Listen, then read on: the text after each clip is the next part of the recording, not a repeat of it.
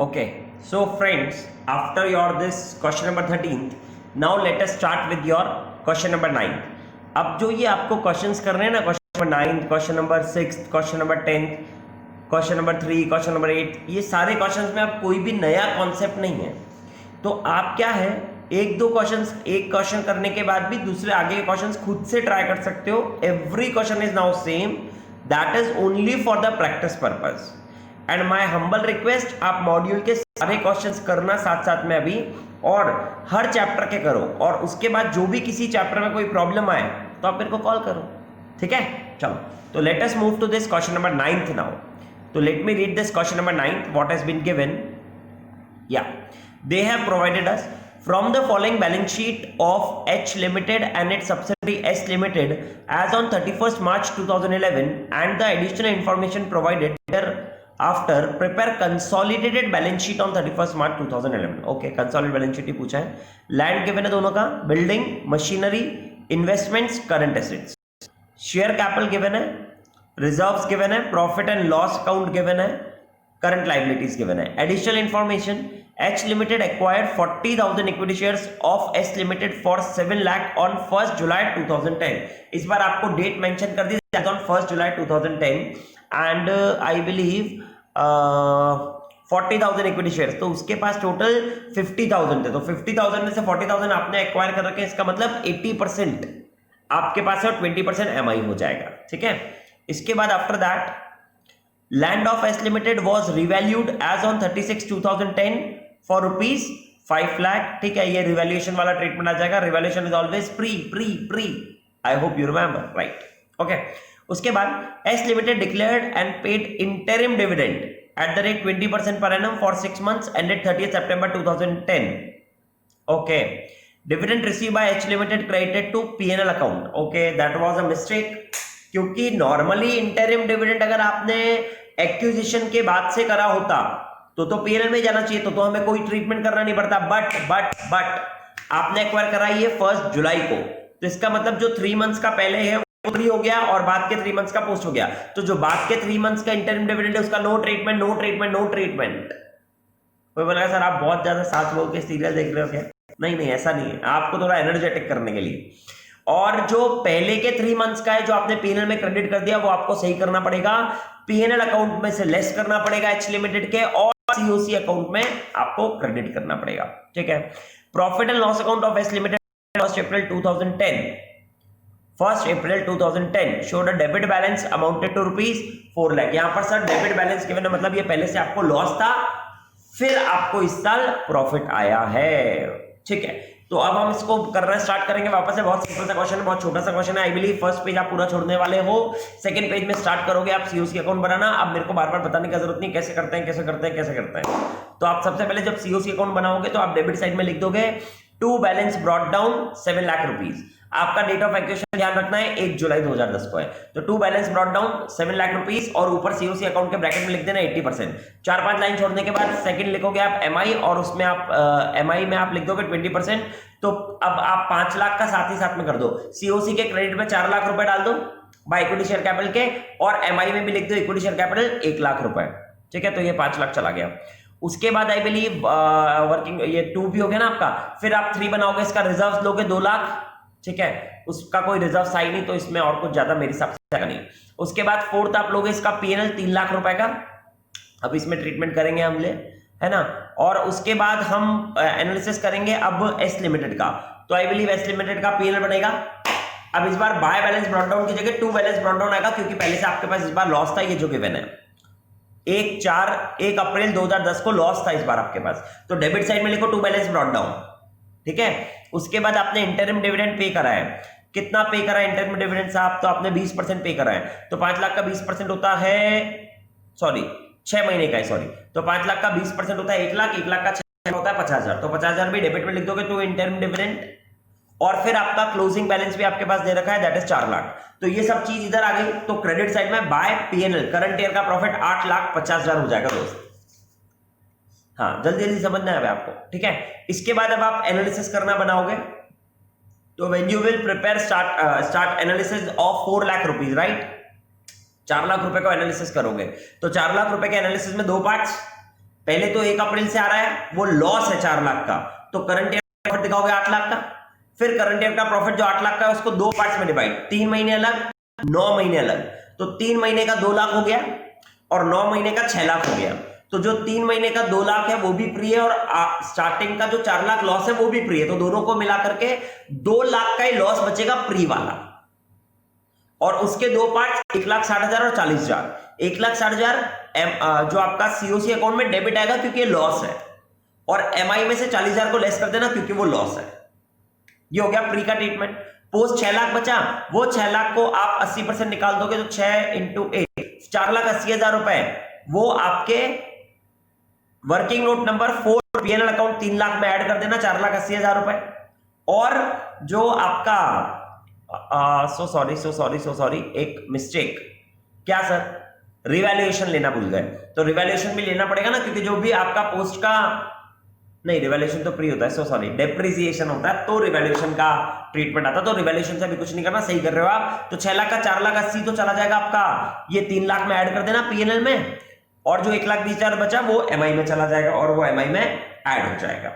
चलो यहां तक बात क्लियर हुई। हाँ, तो अपन ऐसा भी कर सकते हैं कि वो एमआई में जो आप लेकर के जा रहे थे 1,20,000 और 40 का लॉस, तो 1,20,000 का प्रॉफिट 40 का लॉस मतलब 80,000 ले जाओ सर। हाँ, वो भी कर सकते हो, दैट इज ऑल्सो करेक्ट। ठीक है, तो ये बात आपने कर ली अभी ऑफ पीएनएल भी। अब हम आते हैं इसके बाद रिवैल्यूएशन पर। तो रिवैल्यूड आपने 30 चेक को 5 लाख का करा, क्योंकि लैंड है तो आई बिलीव लैंड में तो कभी भी डिप्रिसिएशन होता नहीं है, इसलिए लैंड का रिवैल्यूएशन 1 लाख की जगह 5 लाख हो गया, 4 लाख का पूरा प्री हो जाएगा। तो 3,20,000 सीओसी के क्रेडिट में और 80,000 रुपए एमआई में, ठीक है ना, रिवैल्यूएशन प्रॉफिट के नाम से डाल दोगे। तो ये रिवैल्यूएशन की भी बात हो गई, ये आपका शेयर्स की बात हो गई। अब हाँ, इंटरिम डिविडेंड की बात करते हैं। तो जो 50,000 का इंटरिम डिविडेंड उसके 2 पार्ट्स करोगे, 3 महीने का प्री होगा, 3 महीने का पोस्ट होगा, 25,000 प्री, 25,000 पोस्ट। जो 25,000 पोस्ट है उसका कुछ ट्रीटमेंट करने का जरूरत नहीं है, क्योंकि वो ऑलरेडी करेक्ट है, आपके पीएनएल में ही जाता, और जो एमआई को पे हो गया वो उसका हम कोई ट्रीटमेंट करते नहीं, तो वो तो करेक्ट कर रखा है आपने। मगर जो 3 महीने का है 25,000 वो आपने रॉन्ग कर रखा है। तो आई बिलीव उसमें से वापस से जो 20% होता है, 25,000 का 20% 5,000 जो एमआई को दे रहे हो वो तो इग्नोर कर दो, क्योंकि वो ऑलरेडी पे कर चुके हो आप। आपको ये फास्ट देखने की जरूरत नहीं पड़ रही, मैं पहले ही बहुत फास्ट बोल रहा हूं। ओके, और जो हमारे पास 20,000 बचा हुआ है जो हमने पीएनएल में क्रेडिट करा हुआ है, वो पीएनएल में से लेस करो, सीओसी अकाउंट के क्रेडिट में लिखो। जैसे ही आपने ट्रीटमेंट कर दिया, आई बिलीव आपके बहुत सारे वर्किंग नोट्स ओवर हो गए। अब आपको सिर्फ एक और वर्किंग नोट बनाना है, that is of consolidated items. याद है ना, वो सब ऐड करते हैं, लैंड, बिल्डिंग, मशीन ऐसा, तो वो हम बनाएंगे। मगर इसमें पहले अब आप क्या करने वाले हो, सीओसी अकाउंट का बैलेंसिंग फिगर निकालो, एमआई के अमाउंट को टोटल ऐड कर दो, फिर working note number 3 reserve as it is रह गया, फिर वर्किंग नोट नंबर 4 जो आपने पीएनएल बनाया था 4 लाख में से 4,20,000 और ऐड कर दिया, और ये जो आपका 20,000 था वो आप लेस कर दोगे। ठीक है, उसके बाद आपने सारा चीज कर ही दिया है और बाकी का। बट जब आप ये सब ऐड करने जाओगे तो 5 lakh plus 1 lakh plus 4 lakh revaluation का भी ऐड कर देना, फिर बिल्डिंग को दोनों को ऐड कर देना, मशीनरी को दोनों को ऐड कर देना, इन्वेस्टमेंट 7 लाख चले गए, 50,000 अदर बचे होंगे, तो 50,000 प्लस 12,000 कर देना। Current assets as it is add हो जाएंगे, current liabilities as it is add हो जाएंगी। जब बैलेंस शीट बनाओगे तो शेयर कैपिटल 25 लाख ही दिखाना है, रिजर्व 2 लाख ही दिखाना है, प्रॉफिट एंड लॉस जैसा मैंने बताया आपको वो दिखाना है, और साथ में एमआई दिखाना है, आपका बैलेंस शीट टैली हो जाएगा। आंसर देख लो। बात कर रहे थे हम क्वेश्चन नंबर 9 की दोस्त, ठीक है। तो ये रही आपकी बैलेंस शीट, ये आपका फर्स्ट पेज देखो पूरा छूट जाता है। अब आप यहां पर आए, सीओसी अकाउंट को अगर आप चेक करोगे तो देखो पहले से 7 लाख का अमाउंट जो आपने इन्वेस्टमेंट कर रखा था टू बैलेंस ब्रॉट डाउन के नाम से आया। फिर आपका प्री पीएनएल जो मैंने आपको बताया 1,60,000 रुपए जाना था लॉस का, वो है। उसके बाद by equity share capital 4 lakh आ गया, प्री एक्विजिशन डिविडेंड 20,000 आ गया जो मैं आपको बता रहा था, और ये रिवैल्यूएशन प्रॉफिट आ गया, तो गुडविल आपने निकाल दिया। एमआई के क्लेम में देखो आपने 80,000 लिया, समझ गए थे ना, 1,20,000 माइनस 40,000 करके, और ये 1 लाख था ही सही, और रिवैल्यूएशन का प्रॉफिट 80,000 आ गया। फिर आप इसमें आगे चेक कर रहे हो तो आपको रिजर्व्स भी दिख रहा है, वो एज इट इज ही आ गया। पीएनएल अकाउंट के बैलेंस में 3 लाख 4 लाख 80 ऐड करा और 20,000 माइनस कर दिया, तो आपका ये भी अमाउंट आ गया। फिर एनालिसिस भी बता दिया इसने, ये क्लोजिंग बैलेंस भी आ गया आपके पास, ये बिल्कुल एग्जैक्टली करेक्ट आ गया आपके पास, ठीक है ना। क्लोजिंग बैलेंस का ये सब एनालिसिस करके दिखा दिया इसने। फिर इंटरिम डिविडेंड का जैसा मैंने आपको ट्रीटमेंट बताया वही बताया, कैपिटल रिसिप्ट इसको पेड करा तो इग्नोर, और ये तो टोटली इग्नोर क्योंकि वो पे और करेक्ट भी था ही सही। एंड इसके बाद आई बिलीव ये आपका कंसोलिडेटेड शेड्यूल जिसमें आपने सिर्फ upward revaluation of 4 lakh add करके ये सारी वैल्यूएशन बना दी। तो ऐसे आपका क्वेश्चन नंबर 9 पूरा ओवर हो जाएगा। बहुत सिंपल क्वेश्चन था ये वाला। इसके बाद अब हम मूव करते हैं आपका क्वेश्चन नंबर 6 पर।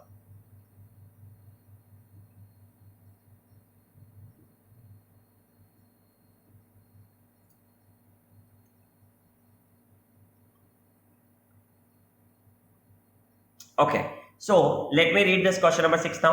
From the following balance sheet of H Limited and its subsidiary S Limited, draw up at 31/12/2010. Prepare a consolidated balance sheet as on that date having regards to the following. Reserves and profit and loss account credit of S Limited stood at 50,000 and 30,000 respectively on the date of acquisition of its 80% shares held by H Limited as on 1/1/2010. And machinery book value 2 lakh and furniture book value 40,000 of S Limited were revalue at rupees 3 lakh यानी 1 lakh का revaluation profit and 30,000 यानी 10,000 का loss, तो यानी 90,000 का आपका revaluation profit आ जाएगा। Respectively for the purpose of fixing the price of its shares there was no purchase or sale of these assets since the date of acquisition. Okay, balance sheet of H Limited and S Limited as of 31st December 2010. Share capital, shares of rupees 100 each, 10 lakh 2 lakh. Reserves given है 4 lakh 150.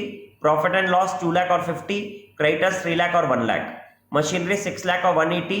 Furniture 1 lakh और 34,000. Other assets current में 8 lakh 80,000 और 286. 1600 shares in S Limited at 200 each. That is 3 lakh 20,000. तो 1600 shares हैं आपके पास, तो 2000 में से 1600 आपके पास है, तो 80% आपके पास है, वो तो ठीक हो गया। चलो, तो नाउ आई बिलीव अगेन ये वाला क्वेश्चन बिल्कुल सिंपल और सिमिलर क्वेश्चन है, बस थोड़ा सा इसमें रिवैल्यूएशन के बारे में हमें समझना होगा। चलो, तो जैसा हमने क्वेश्चन नंबर 4 में समझा था, रिवैल्यूएशन का प्रॉफिट हमेशा याद होना चाहिए प्री और एडिशनल एप्रिसिएशन अगर उसके ऊपर निकाला तो वो हमेशा पोस्ट। हाँ, चलो, वेरी गुड। क्वेश्चन नंबर 2 में भी हमने करा था ये वाला चीज, ठीक है। चलो, तो हम वापस से स्टार्ट करते हैं इसको करना। वापस से आप you will leave the entire first page, then you will start with the COC account. COC account के डेबिट बैलेंस में लिखोगे टू बैलेंस ब्रॉट डाउन 3,20,000 और 80% ब्रैकेट में, और फिर उसमें क्रेडिट में साथ में लिख दोगे 1,60,000 इक्विटी शेयर कैपिटल गए, और आप उसके बाद सेकंड बनाओगे एमआई। बार बार में मेरे को एक ही बात रिपीट करनी पड़ती है, एमआई में आपके पास आ जाएगा 40,000 इक्विटी शेयर कैपिटल लिखोगे ना 20% का, 40,000। इसके बाद I believe working note number 3 में आएगा आपका रिजर्व 4 लाख रुपए हो गया, आप वो एच लिमिटेड का बनाते हैं। फिर वर्किंग नोट नंबर 4 में आप लिखोगे P N L account, that is 2 lakh. Line छोड़ते जा रहे हो आप, है ना, बार बार बोलूंगा नहीं मैं। हाँ, इसके बाद अब हम एनालिसिस करने जाएंगे साहब आपका इसका, that is P N L. तो पी एन एल का ओपनिंग बैलेंस साहब आपके पास आ रहा था 30,000, ठीक है। क्लोजिंग बैलेंस है 50,000, और इस बार आपने आई बिलीव 50,000, और रिजर्व्स आपके पास 50 से 50 हो गए, मतलब 1 लाख। तो आपके पास 1,50,000 क्रेडिट साइड में हो गया, और 30,000 ओपनिंग में आ रहा था, तो आपका करंट ईयर का प्रॉफिट 1,20,000 रुपए हो गया साहब। ये समझ में आया? हाँ, ठीक है। एनालिसिस करना चालू करोगे पीएनएल के 50,000 का, तो 50,000 के 2 पार्ट्स कर दोगे। ओपनिंग आ रहा है 30,000, और इस साल का बचेगा 50 में से 30 गए तो 20,000। बट ये 20,000 को अभी कुछ मत, पोस्ट वाले को छोड़ दो, प्री वाले का जो आपका 30,000 आ रहा है उसको आप बांट दोगे 60%, तो मतलब सॉरी 80%, तो मतलब 24,000, और नहीं 24 नहीं 30,000 है ना, तो 30 इंटू 8, हाँ सही है, 24,000 और 6,000। तो 24,000 तो सीओसी के क्रेडिट में डाल दोगे, और 6,000 को आई बिलीव अपना इक्वेशन तो 1 को ही करा है ना,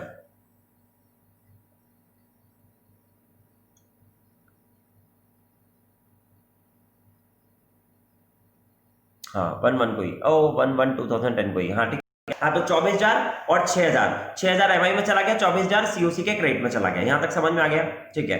इसके बाद अब जो पोस्ट प्रॉफिट था आपके पास, वो पोस्ट प्रॉफिट कितना बचा? 20,000 रुपए का बचा। बट अब इसमें से हम क्या करेंगे, अब हम इसमें से एडिशनल डिप्रिसिएशन को लेस करने वाले हैं, क्योंकि रिवैल्यूएशन का पहले ट्रीटमेंट करना पड़ता है। तो कुछ लाइनें छोड़ दो, और उसके बाद अब आप लिखो रिवैल्यूएशन। तो आई बिलीव रिवैल्यूएशन का प्रॉफिट कितना हो रहा था आपको, तो आई बिलीव मशीनरी की 2 लाख की बुक वैल्यू को आप 3 लाख पर वैल्यू कर रहे हो, मतलब लाख रुपए का प्रॉफिट, मगर साथ में सेकंड 2 कॉलम बनाना, मशीनरी फर्नीचर। तो पहले आप मशीनरी और फर्नीचर बनाते हो, तो सबसे पहले तो रेट ऑफ डेप्रिसिएशन निकालते हैं। तो अगर बुक वैल्यू 2 लाख थी और अब 1,80,000 हो गई, तो इसका मतलब 20,000 का डेप्रिसिएशन, मतलब 10% डेप्रिसिएशन ऑन मशीनरी, और ऐसे ही फर्नीचर की बुक वैल्यू 40,000 थी और अब वो 34,000 होगी तो 6,000, तो 40,000 का 6,000, तो यानी 15% आपको फर्नीचर का डिप्रिसिएशन का रेट पता पड़ गया। पहले रेट पता करते हैं, इसके बाद हम रिवैल्यूएशन प्रॉफिट निकालेंगे। तो आई बिलीव ये 1 लाख का तो मशीनरी का हो गया प्रॉफिट और 10,000 का लॉस हो गया इसमें, तो 90,000 आपका रिवैल्यूएशन का टोटल प्रॉफिट आया, है ना। वो 90,000 को दो पार्ट्स में बांट दोगे, 80% यानी 72,000 और 18,000 यानी 20%, तो वो दोनों तो आपने सीओसी के क्रेडिट में लिख दो और साथ में आप एमआई के भी अमाउंट में ऐड कर देना 18,000। ठीक है, यहां तक समझ में आया? हाँ, ओके सर। अब हम आगे बात करेंगे इसमें एडिशनल डिप्रिसिएशन निकालने की। तो अब आपका एडिशनल डिप्रिसिएशन कैसे निकलेगा? तो आपने एक एक को उसको वैल्यू कर दिया 3 लाख, तो 3 लाख का 10% होना चाहिए 30,000। अभी तक आपने लगा रखा है 20,000, तो 10,000 तो मशीनरी का एक्स्ट्रा डिप्रिसिएशन हो गया। अब ऐसे ही फर्नीचर का आपने कितना लगा रखा है? तो आई बिलीव आपने फर्नीचर का अभी तक लगा रखा था 40,000 का 15% मतलब 6,000। अभी आपको लगाना है 30,000 का 15% यानी 4,500 रुपए आपको लगाना है, मगर अभी तक आपने लगा रखा था 6,000 यानी 1,500 आपने ज्यादा लगा रखा है, तो उसको आपको कम करना है। ठीक है ना, तो जब आपको ऐसा करना होगा तो 10,000 एडिशनल और 1,500 कम, तो इसका मतलब मैं बोल सकता हूं नेट 8500 एक्स्ट्रा लगाना है। तो जो आपका पोस्ट प्रॉफिट बचा था 20,000, उसमें से 8500 लेस करोगे एडिशनल डिप्रिसिएशन के, और फिर जो बचेगा उसका 80 और 10% कर दोगे। जो एच लिमिटेड में आएगा वो उसके पीएनएल में चला जाएगा और जो एमआई का है वो एमआई में ऐड हो जाएगा। तो that is the treatment which you have done for profit and loss account, revaluation and additional depreciation. इसके आगे अगर हम चलते हैं तो रिजर्व्स। अब मैं रिजर्व्स की बात करूं तो रिजर्व्स में ओपनिंग आ रहा है 50,000 आपके पास। ठीक है, तो वो 50,000 का 80% आप सीसी के क्रेडिट में डाल दोगे और 10% एमआई 20% एमआई में चला जाएगा। और जो 1 लाख रुपए इस साल रिजर्व्स में से ट्रांसफर करें पोस्ट, उसका भी 80% इसके रिजर्व्स में ऐड कर दोगे और जो एमआई का है वो एमआई में चला जाएगा। तो आई बिलीव रिजर्व्स हो गया, प्रॉफिट एंड लॉस हो गया और ये सारी वैल्यूज भी हो गई। Very good. अब इसके बाद आई बिलीव वापस से लास्ट जो आप सीओसी अकाउंट को क्लोज करो, एमआई का अमाउंट निकालो, रिजर्व्स का अमाउंट निकालो, पीएनएल का अमाउंट निकालो, फिर 4, 5, 6 तो हो गया आपका, 4, 5, 6, 7 जो भी आपने वर्किंग नोट है। अब एक लास्ट कंसोलिडेटेड शेड्यूल बनाने वाला मैं आपको समझाता हूं। आप मशीनरी दिखाओगे 6 लाख प्लस 1,80,000 या फिर 6 लाख प्लस 1,80,000, है ना। अब वो 6 लाख प्लस 1,80,000 और इसका रिवैल्यूएशन का प्रॉफिट हो रहा था 1 लाख, मगर उसके ऊपर 10% मतलब तो 90,000 ही ऐड करो, है ना। 90,000 करो, या फिर आप डायरेक्टली कैसे कर सकते हो? तो आई बिलीव या तो आप पूरा 1 लाख ऐड करो और एडिशनल डिप्रिसिएशन जो 10,000 लगा रहे हो वो लेस कर दो, तो 90,000 ही तो ऐड करना हुआ ना। हाँ, तो 6 लाख प्लस 1,80,000 प्लस 90,000। ठीक है, उसके बाद फर्नीचर दिखाओगे तो 1 लाख, ठीक है, प्लस 34,000, ये तो आप कर ही रहे हो प्लस, है ना, ये तो पूरा प्लस कर ही रहे हो। मगर अब आपको ये 34,000 है, इसकी जगह आपको मतलब 40,000 की जगह आप 30,000 करते हैं, है ना।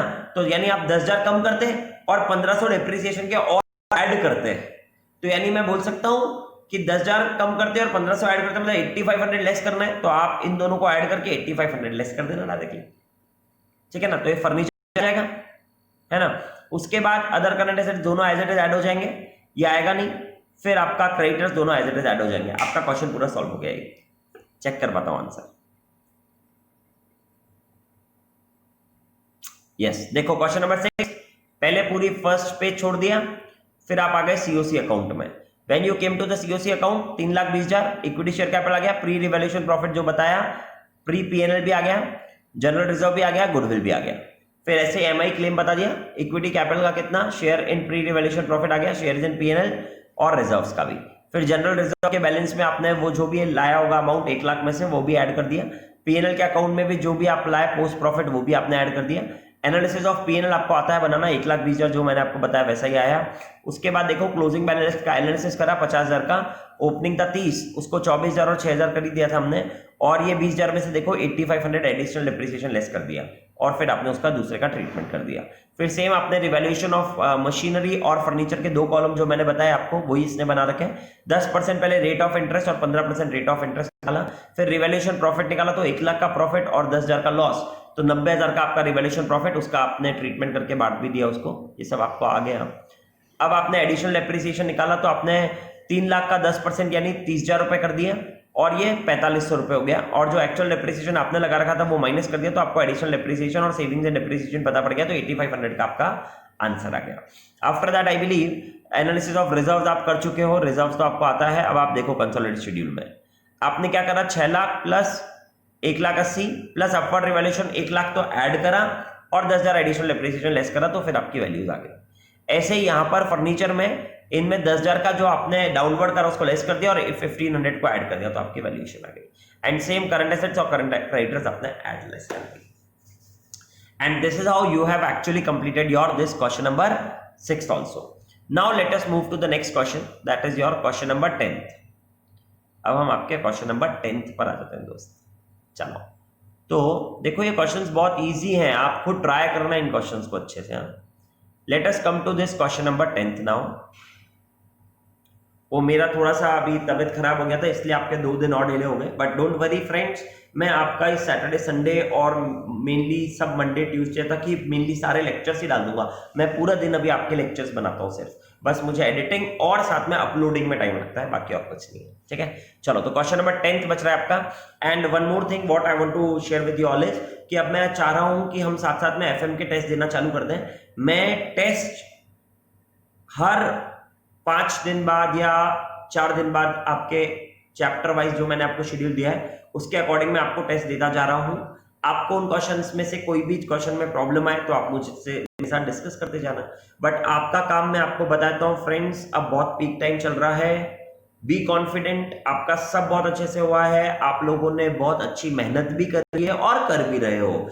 आई बिलीव आप लोग का सब जो ये 2 ग्रुप वाला डिसीजन क्योंकि थोड़ा टाइम पहले हो चुका था दूसरों से, तो आपको इसका एडेड एडवांटेज रहेगा ही रहेगा। अपने आप पर बिलीव करना, जितना हम पढ़ रहे हैं वो बहुत अच्छा से पढ़ रहे हो आप, मुझे आपके एक एक चैप्टर पर आप पर कॉन्फिडेंस है क्योंकि आप लोग बहुत अच्छे से पढ़ाई करते हो। Each and every one of you has their own quality, believe in that quality, अपने आप पर भरोसा रखो, कॉन्फिडेंट रहो। एग्जाम एक सिर्फ आपका माइंड टेस्टर है, ऐसा ध्यान रख करके करो, आप कभी भी इसमें नेगेटिव नहीं होगे, आप हमेशा पॉजिटिव से रहोगे, तो देखना आप बहुत अच्छे से बिलीव करो मुझ पर, क्लियर भी होगे। बट एक बात और इंपॉर्टेंट है, हर चीज के पीछे मत भागो, मैं ये भी कर लूं, ये भी कर लूं, ये भी कर लूं, ऐसा मत करो। आपके पास 8 सब्जेक्ट्स है तो स्मार्ट स्टडी करना है। जैसे आप ये भाई अकाउंट्स में करते हो, आप तो अकाउंट्स में करते हो तो आप ये लिमिटेड क्वेश्चंस करते हो, ये लिमिटेड क्वेश्चन से आपका पूरा चैप्टर कवर अप होता है, तो दैट्स इट, आपको इस पर ही ध्यान रखना है, बाकी और कौन क्या कर रहा है क्या नहीं कर रहा है उस पर ध्यान मत दो। अपने ऊपर कॉन्फिडेंस रखो, अपने हिसाब से करो, बिलीव करो मुझ पर, आप बहुत अच्छे से क्लियर होंगे। देखो आपको कितने प्यार से और अच्छे से मैंने इस कंसोलिडेशन में भी सारी स्टेप्स बताई। अब जब हम क्वेश्चंस पर आ पा रहे हैं तो आई बिलीव आपको 10 से 15 मिनट लगता होगा अब एक क्वेश्चन को ढंग से करने में। देखो मैं समझा भी बहुत आसानी से जा पा रहा हूं आपको, हर क्वेश्चन में एक ही स्टेप बताता हूं मैं आपको। तो जो मेरे शुरू के लेक्चर्स होते हैं ना, उनमें बहुत टाइम लगता है first, second, third, fourth question में, मगर उसके बाद के क्वेश्चन ऐसे हो जाते हैं। ठीक है ना, चलो तो let us come to now question number 10th। Following are the balance sheet of H limited and S limited as at 31 March 2011। Goodwill given है। अच्छा और एक और बात, इसके बाद का जो चैप्टर ना बैंकिंग और एनबीएफसी, उस चैप्टर में कुछ भी नहीं है दोस्त, कुछ भी नहीं है।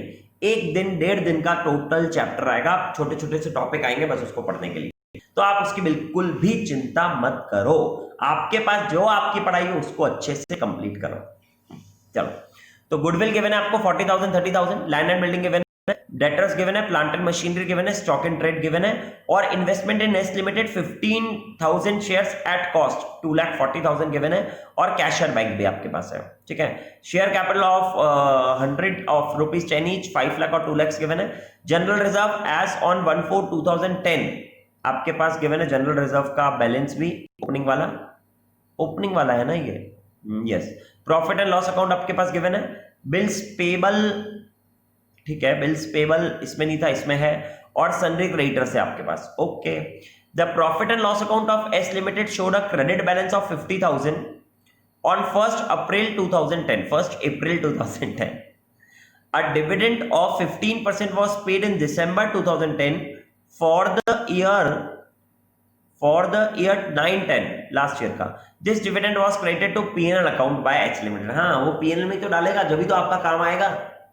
अच्छा भला वो इन्वेस्टमेंट अकाउंट में रखता तो हमारा कोई काम नहीं आता ना, बट हमेशा क्वेश्चन मैंने आपको बताया ना, ये एडजस्टमेंट बताएगा कि आपको डिविडेंड लास्ट ईयर का मिला और आपने उसको पीएनएल में डाला, और जैसे आपने उसको पीएनएल में डाला तो ये आपका मिस्टेक हुआ, क्योंकि वो आपका प्री एक्विजिशन प्रॉफिट होता है, तो वो सीओसी अकाउंट के क्रेडिट में जाना चाहिए। जो आपने पीएनएल में डाल दिया तो आप पीएनएल में से लेस कर दो और सीओसी अकाउंट के क्रेडिट में डाल दो।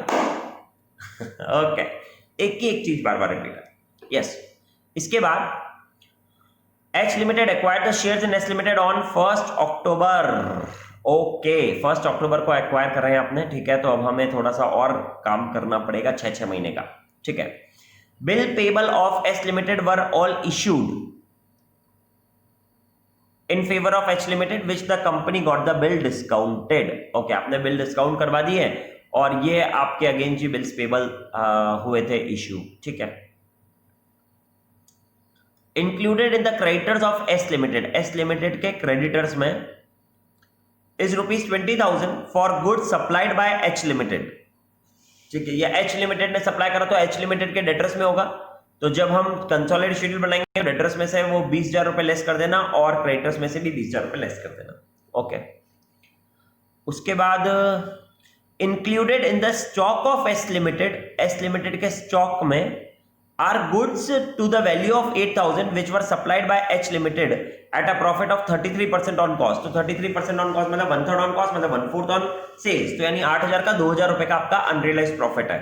अब ये डाउन स्ट्रीम हुआ ना, क्योंकि इसके स्टॉक में तो मैंने सप्लाई करा, एच ने सप्लाई करा, तो डाउन स्ट्रीम हुआ तो क्या करना है, एच लिमिटेड का जो वर्किंग नोट नंबर 4 बनाएगा पीएनएल का, उसमें से वो 2,000 unrealised profit of the stock less करना है, और साथ में आपको स्टॉक जब कंसोलिडेटेड शेड्यूल बनाओगे तो एच लिमिटेड के स्टॉक में से आपको वो 2,000 रुपए लेस करने का है। Okay, in arriving at the value of H shares the plant and machinery which then stood in the books at ₹1 lakh on 1/4/2010। वापस ध्यान रखने वाली बात है, ये 1 लाख की बुक वैल्यू 1/4/2010 की है बेटा। हमने एक्विजिशन करा 1 अक्टूबर को, तो याद है ना, वापस वो डिप्रिसिएशन निकालते टाइम और रिवैल्यूएशन प्रॉफिट निकालते टाइम ध्यान रखना है, ठीक है। चलो करते टाइम अभी और बताएंगे। Plant and machinery stood in the books at 1 lakh on 1/4/2010 was revalued at 1,50,000, ठीक है। मगर ये रिवैल्यू ध्यान रखना, करते कब है रिवैल्यू हमेशा एक्विजिशन के डेट पर करते हैं, वो यहां नहीं मेंशन करता है, ठीक है ना। The new value was not incorporated in the books, वो तो हमें पता ही है, तो कभी इनकॉर्पोरेट नहीं करता है भाई। No changes in these have been made since then in the books of S limited. एक ही रिपीटेड ट्रांजैक्शन मिलता है तुम लोगों को। Okay, prepare the consolidated balance sheet as on that date. Again I have to start my tape. First prepare COC, leave 1 page, that's it. आपको समझ रहा है ना, आपको ऐसे ही करना है दोस्त। चलो, एग्जाम में भी ऐसे ही करना है, तो देखो आपका क्वेश्चन कितना फटाफट से होगा। अब हम स्टार्ट करेंगे, leave 1 page. After leaving 1 page, COC account on the next page. COC में 1,500 है ना, तो इस बार कितना हो गया, 75% हो गया। डेबिट साइड में लिख दोगे 2,40,000 रुपए। हाँ, ओके, 2,40,000 रुपए लिखा डेबिट साइड में। अब आप क्रेडिट साइड में उसमें लिख दोगे 1,50,000 रुपए, क्योंकि 15,000 शेयर हुए ना, तो 1,50,000 रुपए। फिर MI का बनाओगे तो उसमें 50,000 रुपए लिख दोगे इक्विटी शेयर कैपिटल का। फिर उसके बाद वर्किंग नोट नंबर 2 तो MI का हो ही गया। फिर वर्किंग नोट नंबर 3 आप इसका बनाओगे जनरल रिजर्व, ये आपके पास 1/4/2010 से ही आ रहा है, तो यानी ये सारा का सारा ओपनिंग ही है, आपके एक्विजिशन से पहले का ही है। तो 1 लाख रुपए इसको तो एज इट इज लिख दोगे, ठीक है ना। उसके बाद आप बनाओगे profit and loss account, working note number 4, उसमें 1,40,000 लिख ही दोगे आप, ठीक है ना। अब इसके बाद जब लाइनें छोड़ दी आपने, तो एनालिसिस करोगे इसके पीएनएल का। तो पीएनएल में आप पहले तो लिखोगे उसका ओपनिंग बैलेंस, ये रहा, है ना, 50,000 रुपए। क्लोजिंग बैलेंस कितना लिखोगे पीएनएल में, तो you are going to write the closing balance of 90,000। यहां तक समझ में आ रहा है? हाँ। अब इस बार आपने क्या क्या करा है, तो साहब आपने जनरल रिजर्व में तो कुछ ट्रांसफर नहीं करा इस बार, क्योंकि 60,000 का 60,000 ही रहेगा, बट आपने साथ में डिविडेंड ऑफ वाज पेड इतना for the year 9-10, this dividend was credited to the PNL account of H limited, ठीक है। तो आपने 15% डिविडेंड पे करा है साहब, है ना। तो 2 लाख का 15% कितना होता है, 30,000 रुपए। तो 30,000 रुपए डेबिट हो जाएगा, मगर ये 30,000 पे कहां से करेंगे, ओपनिंग बैलेंस ऑफ 90,000 में से, क्योंकि लास्ट ईयर का है तो ओपनिंग बैलेंस में से पे होगा, इस साल से तो पे हो नहीं सकता। आई बिलीव 90,000 में से 30,000 चले गए आपके पास, तो आपका जो क्लोजिंग बैलेंस है, सॉरी 90,000 नहीं, सॉरी 50,000 में से चले गए 30,000, तो जो आपका क्लोजिंग बैलेंस है वो 90,000 आया, 90,000 प्लस यहां पर लिखा आपने कितना पे करा था 30,000, तो 90 प्लस 30 1,20,000 हो गया, 90 प्लस 30 1,20,000 हो गया, इधर 50 और 70,000 का इस साल का प्रॉफिट आया। बट जब अब आप ये करने जाओगे तो ये 90 में ये 50 में से 30 गया है, तो ओपनिंग का 20 ही बचेगा आपके पास। एनालिसिस करने जाओगे ना आप 90 का, तो ध्यान रखना 90 में से आपका 20 और 70 के भी दो पार्ट्स होंगे, क्योंकि आपने 1 अक्टूबर को शेयर को एक्वायर करा था। करवाता हूं मैं अभी आपको वो, है ना। चलो उसके बाद I believe yes that's it दोस्त, है ना। अब हम स्टार्ट करते हैं। तो आई बिलीव अब आप जब एनालिसिस करना चालू करोगे तो ये एनालिसिस बनाना आपने, तो 20 और 70 कर दोगे। अब आप जब आप 20 और 70 करोगे तो 20 तो पूरा का पूरा प्री चला ही गया आपका, तो और साथ में अब आप इस 70 के भी दो पार्ट 6-6 महीने करो, ठीक है ना। जब आप इसके 6-6 महीने करोगे तो आई बिलीव 70 का 35 हो गया, ठीक है ना। अब वो 35 वाले पोस्ट को भी छोड़ दो, क्योंकि उसमें रिवैल्यूएशन का एडिशनल डेप्रिसिएशन अगर आएगा और कुछ भी जो ट्रीटमेंट आपने ये प्रॉफिट का है वो तो नहीं आएगा, मगर एडिशनल डेप्रिसिएशन आएगा, तो उसके लिए छोड़ दो आप अभी पोस्ट को। बट प्री का जो 35,000 हो गया, तो 35,000 प्लस पहले का 20,000, तो 35 प्लस 20 55,000 का जो प्री प्रॉफिट हुआ, इसको आप 75% और 25% करके एमआई में और सीओसी के अकाउंट के क्रेडिट में तो कर ही दो। अब बचा आपका जो पोस्ट का बचा, वो बचा अभी आपके पास 35,000। अब उसके लिए रुक जाओ, पहले अब हम रिवैल्यूएशन कर देंगे। तो when you will do revaluation first now, या आप डिविडेंड भी कर सकते हो वैसे तो। अभी आप पहले डिविडेंड में भी आपको पता है कि वो आपने पीएनएल अकाउंट में डाल दिया, जो एमआई का दिया वो तो अवॉइड करना ही है हमें, क्योंकि तो पे हो चुका होता है। और जो आपने पीएनएल में डाला हुआ है वो आपके वर्किंग नोट नंबर 4 के पीएनएल 1,40,000 जो लिखा हुआ है उसमें से लेस कर दो और सीओसी अकाउंट के क्रेडिट में कर देना। कितना अमाउंट था वो 30,000 रुपए, 30,000 का 75% निकाल लोगे आप, 22,500 आई गेस। सो आप चेक कर लेना। तो 22,500 आपको आपके 1,40,000 में से लेस करना है और वो सीओसी के क्रेडिट में करना है। डिविडेंड समझ में आ गया, एक अलग से वर्किंग नोट बना लेना। जनरल रिजर्व आई बिलीव ये पूरा का पूरा आपका प्री चल रहा है 60,000 का, अभी मैं रिवैल्यूएशन तक नहीं गया है ना। तो 60,000 का पूरा प्री है, तो उसका 75% मतलब होता है 45,000। हाँ, तो 45,000 सीओसी के क्रेडिट में लिख दो और जो 15,000 है वो एमआई में डाल दो। जनरल रिजर्व भी हो गया। अब हम आते हैं साहब आपके इसमें, दैट इज योर दिस। साथ में आप ये जो प्रॉफिट था ना जो मैंने आपको बताया था 2,000 का जो प्रॉफिट है, तो 2,000 का प्रॉफिट वो आपके एच लिमिटेड के पीएनएल में से भी हटा देना साथ में, है ना। और इसके स्टॉक में से भी हटाएंगे हम 90,000 में से भी 2,000 रुपए जब हम कंसोलिडेटेड शेड्यूल बनाएंगे, तो उसको भी अब आप छोड़ दो। अब मैं रिवैल्यूएशन पर आता हूं। तो plant and machinery book value पर था 1,00,000 रुपए का, है ना। इसको 1,00,000 रुपए का है और अभी प्लांट एंड मशीनरी दिख रहा है 90,000 रुपए, तो यानी 10% का डेप्रिसिएशन हो गया। सिर्फ प्लांट एंड मशीनरी है ना, हाँ। तो 10% का डेप्रिसिएशन का पहले रेट निकाला, फिर आप क्या करोगे, तो 1,00,000 में से माइनस पहले तो 5,000 रुपए करा 6 महीने का, तो 95,000 की बुक वैल्यू बची, उसको आपने रिवैल्यू करा 1,50,000 पर, तो आई बिलीव आपका 55,000 का रिवैल्यूएशन का प्रॉफिट आ गया, है ना। पूरा का पूरा प्री है, तो वो सीओसी के क्रेडिट में कर दो उसका 75% और 25% आपके एमआई में भी डाल दो। मैं पहले यहां तक का दिखाता हूं आपको।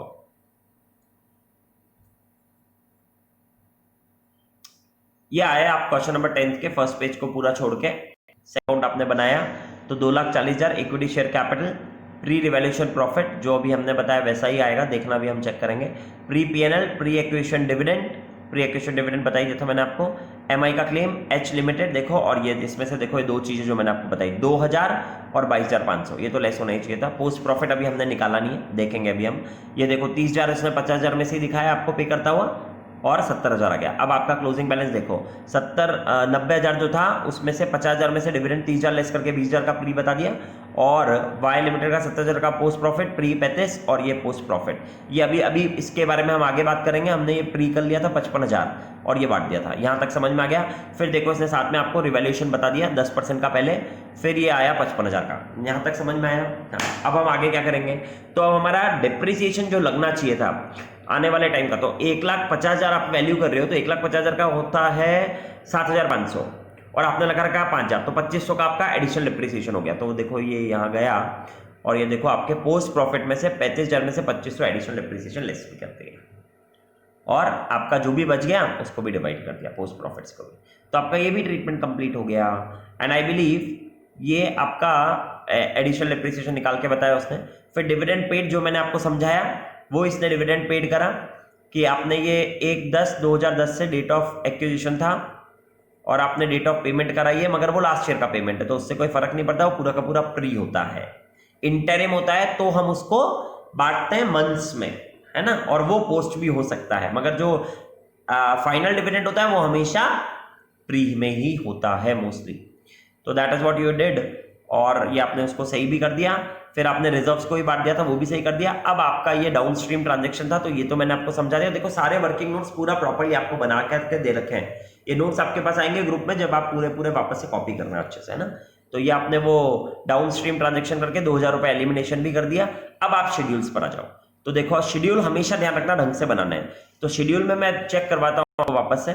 जब आप गुडविल लिखोगे तो दोनों को ऐड करके, लैंड एंड बिल्डिंग में कोई चेंज नहीं था, दोनों को ऐड करके, डेटर्स में से आई बिलीव ये 20,000 में से लेस हो जाएंगे, है ना, क्योंकि वो इंटर ग्रुप कहलाएंगे, और वो 75,000 एज इट इज रह जाएगा। प्लांट एंड मशीनरी को हमने जो ये 1,60,000 प्लस 90,000 करके प्लस 55,000 माइनस 2,500, है ना।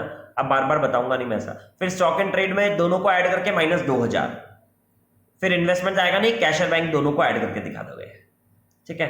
उसके बाद I believe share capital 5 lakh आ जाएगा। जनरल रिजर्व में जो आपने निकाला है वही आएगा वर्किंग नोट नंबर 3 से। Profit and loss account working note number 4 से जो आपने निकाला है। और बिल्स पेबल आएगा नहीं क्योंकि इंटर ग्रुप में चला गया। और क्रेडिटर्स को दोनों को ऐड करके उसमें से आई बिलीव 20,000 रुपए लेस कर देना। और फिर एक कॉन्टिजेंट लाइबिलिटी के बारे में बात बता देना, क्योंकि हमने उसको बिल्कुल डिस्काउंट करवा रखा है। देखो इसने डेटर्स में से 20,000 रुपए लेस कर दिए, है ना। प्लांट एंड मशीनरी दिखाया तो उसमें 55 ऐड करा, 2500 लेस करके फिर वैल्यू को दिखाया, दिख रहा होगा आपको, ठीक है। फिर उसने प्लांट एंड मशीनरी के बाद स्टॉक को दिखाया तो उसमें 2,000 लेस कर दिया। फिर कैश को दिखा दिया, क्रेडिटर्स को दिखाया, म्यूचुअल लोन को लेस कर दिया, और बिल्स पेबल 40,000 को दिखा दिया। वैसे तो जब मेरा बिल्स, अच्छा हाँ, बिल रिसीवेबल थोड़ी है मेरे पास अभी, तो बिल्स पेबल तो मेरे को देना ही पड़ेगा ना। बैंक के पास लाइबिलिटी है मेरी, सो सॉरी, मेरे से थोड़ा सा ही बात था। हाँ, तो वो bills payable as it is दिखाना पड़ेगा, उसको लेस मत करना बिल्स पेबल को, क्योंकि उसके अगेंस्ट आप बिल रिसीवेबल कहाँ लेस कर रहे हो। बिल रिसीवेबल तो आप डिस्काउंट करा चुके हो, तो ये जो बिल्स पेबल बचा that is your outside liability now. हाँ, तो वो एज इट इज आ जाएगा बेटा, ठीक है ना। तो ये बिल्स पेबल दिखा दिया, आई बिलीव आपका ये क्वेश्चन भी ओवर हो गया, ठीक है। अब इसके बाद हम क्वेश्चन नंबर 8 और क्वेश्चन नंबर 3, ये हमारे 2 क्वेश्चन बच रहे हैं। क्वेश्चन नंबर 11 को आप कट कर सकते हो, वो आपको अभी नहीं करना है। Now please try module question, आप मॉड्यूल क्वेश्चन ट्राई करो, ठीक है। अब हम क्वेश्चन नंबर 8 और क्वेश्चन नंबर 3 नेक्स्ट लेक्चर में करते हैं। Thank you very much.